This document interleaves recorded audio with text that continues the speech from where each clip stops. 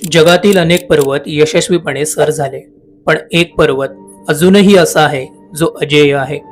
त्या पर्वताचं टोक विज्ञानाला सुद्धा गाठता आलेलं नाही. पण असं का? काय रहस्य लपलंय तिथे? कैलास पर्वत, ज्याला भगवान शंकराचं निवासस्थान सुद्धा मानलं जातं. पण फक्त धार्मिकता नाही, तर विज्ञान सुद्धा कैलास पर्वताला सर्वात मोठं गूढ मानतं. 1930 मध्ये एका तिबेटी साधूने पर्वताजवळ गेल्यावर त्याचं शरीर अचानक वृद्ध झालं असं सांगितलं. तर वैज्ञानिक म्हणतात, पर्वताभोवती असं चुंबकीय क्षेत्र आहे की कोणतंही उपकरण किंवा यंत्र तिथे काम करत नाही. पर्वताचा आकार हा सुद्धा पिरॅमिड सारखा आहे, जो जगभरातील ऊर्जा केंद्रांशी जोडलेला असल्याचं मानलं जातं. कित्येक गिर्यारोहकांनी प्रयत्न केला, पण कोणालाही कैलास पर्वतावर चढता आलं नाही. कधी हवामान आडवं येतं, तर कधी विचित्र अनुभव आपल्याला परत वळायला भाग पाडतात.